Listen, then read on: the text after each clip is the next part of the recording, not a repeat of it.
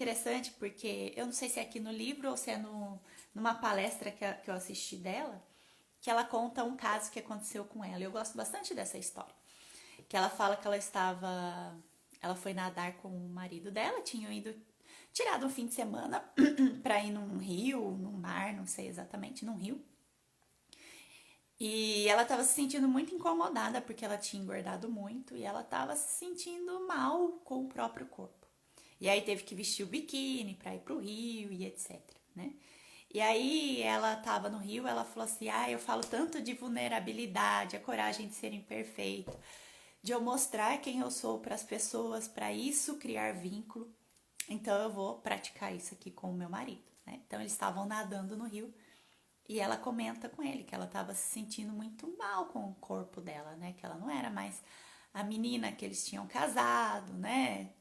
Já tinha tido 2 filhos, o corpo tinha mudado muito, e ela estava muito insegura em relação a isso. E ele respondeu para ela o seguinte: continua nadando, continua nadando. E ela disse que aquilo feriu profundamente, né? Porque ela falou: "Nossa, eu abro o meu coração para falar de uma coisa que está me incomodando", e ele me responde: "Continua nadando", né? Aí ela, não satisfeita, foi lá e tentou de novo, né? Foi conversar com ele, tentou de novo, e ele deu a mesma resposta: "Continua nadando, continua nadando". E ela disse que ficou muito magoada, né? Mas até o fim da viagem ela chegou, decidiu conversar com ele de novo. Aí eles já estavam no chalé, né? E aí ela foi conversar com ele, né? Aí ela estava duplamente magoada. Primeiro que ela estava insegura com o corpo dela e depois magoada com o comportamento dele. Que ela teve a impressão que ele não estava nem aí para os sentimentos dela, de como ela se via e, enfim, né? Poxa, expõe uma vulnerabilidade minha e você não dá nenhum acolhimento, né?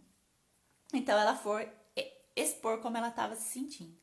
E aí ele fala o seguinte para ela: Brené, eu não ouvi o que você disse. Porque uma vez, quando eu era novo, eu estava nadando e eu me afoguei. E naquele momento que a gente começou a nadar, eu entrei numa crise de pânico. E a única coisa que eu conseguia falar para mim mesmo é: continua nadando, que vai dar certo, continua nadando. Né?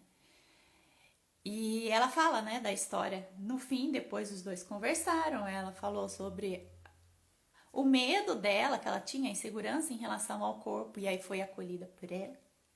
E ele do medo, do pânico que ele tinha de nadar, que até então ele achou que não era, que ele não tinha espaço para dizer essa vulnerabilidade para ela, então foi nadar mesmo com medo, e aí entra numa crise de pânico no meio do rio, né?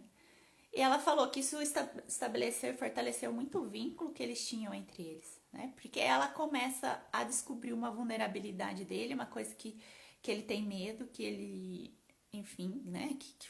Que causa um desconforto nele, e vice-versa. Então, os dois conseguiram, como um casal, entender um pouquinho melhor do comportamento do outro. Né? Se a gente finge que tá tudo bem, né? A gente mesmo começa a se magoar com isso, né? Porque qualquer olhar que a pessoa dá, né? Você que tá se sentindo, mulher que tá se sentindo mal com um biquíni, com o próprio corpo, qualquer olhar diferente que a gente recebe, a gente acha que é disso, né? E aí a gente vai ficar magoada por causa disso.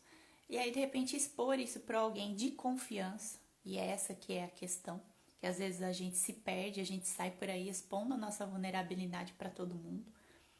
E não é essa a ideia, né? É a gente expor para as pessoas certas que são do nosso vínculo de confiança. Quando a gente faz isso, a gente é acolhido e de repente vê que é uma coisa que tá tudo bem pro outro, né?